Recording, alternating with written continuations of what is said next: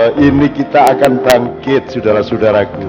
Wahai anak-anak Nusantara, sucikan dirimu, cerdaskan pikiranmu, murnikan hatimu, dan tangguhkan tangan dan kakimu, terampilkan pikiranmu dan pekerjaanmu, sebab masa depan menunggu kejayaan di mana Nusantara tidak hanya sembuh, tapi dia akan memimpin dunia.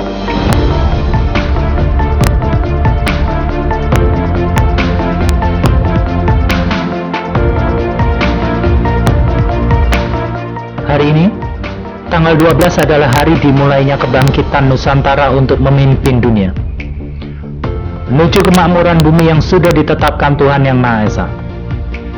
Kami akan membimbing kalian tahap demi tahap memahami sejarah penciptaan alam semesta, bumi, langit, dan umat manusia termasuk hewan dan tumbuhan. Dengan pengetahuan dan pemahaman sejarah yang benar, kalian akan mengetahui bahwa teknologi Nusantara dahulu jauh lebih modern dibanding saat ini. Teknologi tinggi ramah lingkungan diterapkan untuk mensejahterakan semua makhluk hidup. Melalui perdagangan dan ekonomi, Nusantara mendistribusikan kemakmuran ke seluruh makhluk bumi. Saat itu, hanya ada dua daratan besar atau super benua di bumi. Salah satunya adalah super benua Pangea yang diciptakan Tuhan sama seperti surga, tempat Nabi Adam alaihissalam diturunkan, Nabi Idris alaihissalam dan Nabi Nuh alaihissalam dilahirkan. Super benua Pangea adalah kerajaan Nusantara. Wilayahnya meliputi Afrika, daratan Cina, India, Australia, dan Asia Timur Jauh. Nabi Adam alaihissalam adalah ciptaan Tuhan yang sempurna, dengan tinggi 27,27 meter dan kecerdasan setara 38 kali kecerdasan manusia Denio saat ini. Beliau menguasai semua ilmu pengetahuan dan teknologi yang diajarkan oleh Tuhan Yang Maha Esa. Semua ini beliau terapkan untuk memakmurkan bumi seperti Tuhan perintahkan. Di era Nabi Nuh alaihissalam, peradaban umat manusia dan negeri Nusantara mencapai tingkat tertinggi. Teknologi kimia, biologi, dan kedokteran memungkinkan manusia meniru proses reproduksi manusia. Manusia menciptakan manusia. Saat itulah manusia tidak percaya adanya Tuhan Sang Maha Pencipta. Manusia menganggap Tuhan tidak ada, dan semua manusia diciptakan melalui teknologi biokimia dan kedokteran. Manusia menyembah sekelompok manusia dan berhala yang diyakini sebagai pencipta manusia. Tuhan membinasakan bangsa Nusantara dan wilayah negeri Nusantara dengan banjir dahsyat yang menenggelamkan peradaban super maju bangsa Nusantara. Semua teknologi maju dan peradaban makmur bangsa Nusantara hilang. Peradaban maju dari timur hilang. Super benua Pangea terserak menjadi daratan-daratan kecil yang terpisah-pisah. Pelajaran sangat berharga dari sejarah masa lalu Nusantara untuk bangkit menuju kemakmuran dan kemajuan peradaban seperti dulu. Tunduk sujud kepada Tuhan Yang Maha Esa, pencipta kehidupan. Karena kepentingan kelompok mereka, fakta ini disembunyikan dengan tujuan untuk menguasai ribuan triliun harta amanah Nusantara. Mereka membuat propaganda di semua sendi kehidupan.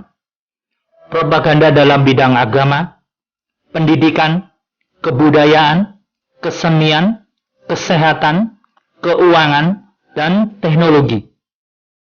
Pendidikan modern harus terpisah dari agama. Dan banyak lagi propaganda mereka untuk menyesatkan kalian dan anak cucu kalian. Reaktor nuklir Oklo di Afrika merupakan salah satu bukti teknologi tinggi ramah lingkungan era Nabi Adam alaihi salam. Peta Riris dan Antikythera adalah bukti lain kemajuan teknologi peradaban Nusantara sampai era Nabi Nuh alaihi salam. Semua propaganda ini mereka lakukan hanya untuk menguasai harta amanah yang pengelolaannya dipercayakan Tuhan kepada Nabi Adam alaihi salam saat beliau diturunkan ke bumi. Ribuan tahun propaganda ini secara rapi dan terstruktur mereka rancang dan jalankan dengan kedisiplinan tinggi. Akibatnya, negeri Nusantara saat ini menjadi miskin, banyak hutang, dan jauh dari Tuhan.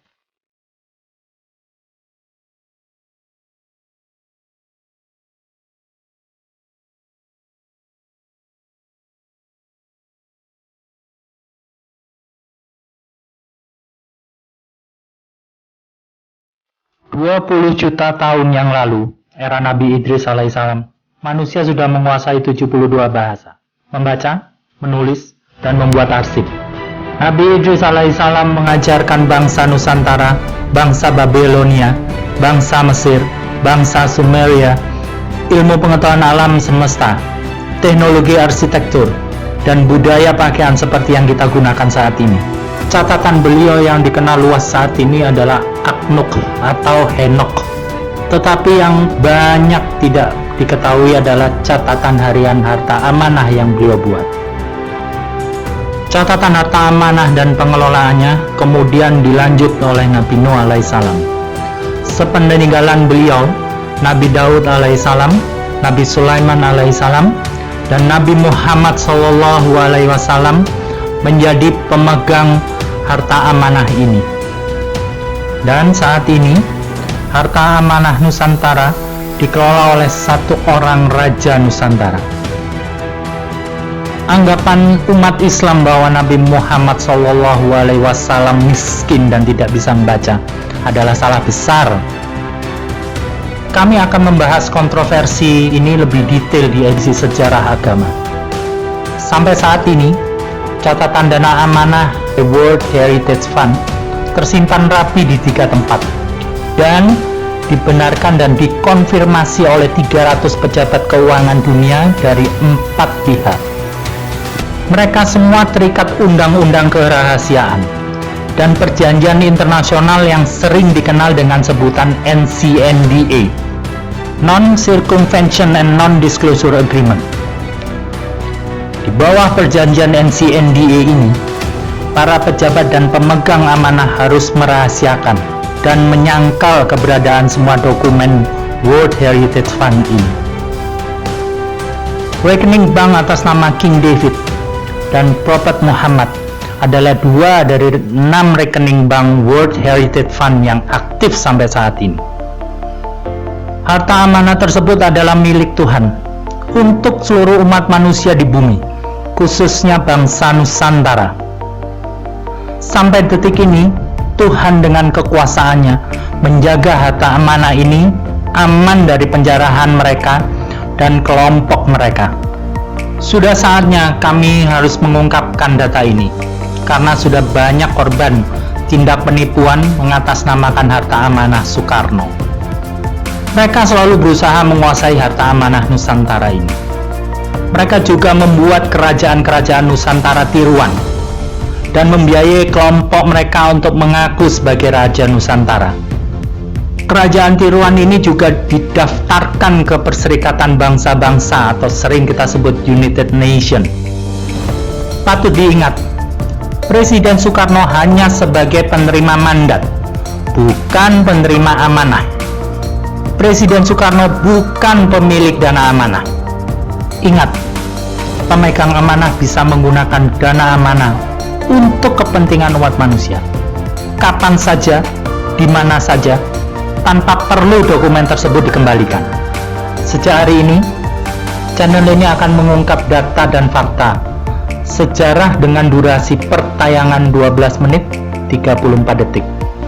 Setiap 56 jam akan kami tayangkan data dan fakta baru. Dan kami siapkan 789 edisi yang akan mengungkap semua kebenaran.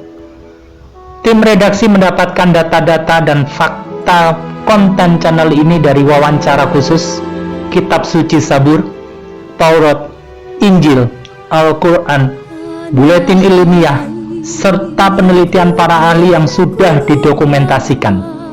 Selama ribuan tahun telah melaksanakan tugas memakmurkan segenap bangsa, dan wajib kalian lanjutkan sesuai dengan cita-cita pembukaan Undang-Undang Dasar 45. Sudah saatnya kalian secara aktif terlibat untuk memanfaatkan dana amanah Nusantara secara benar, gunakan untuk mencapai kemakmuran negeri tercinta. Ekspor hasil bumi dan hasil laut adalah salah satu cara pemanfaatan dana amanah secara benar dan bertanggung jawab. Channel ini bersama kalian harus berperan aktif mempercepat kebangkitan Nusantara, mencerdaskan kehidupan bangsa, dan mencapai kemakmuran negeri Nusantara tercinta ini. Terima kasih.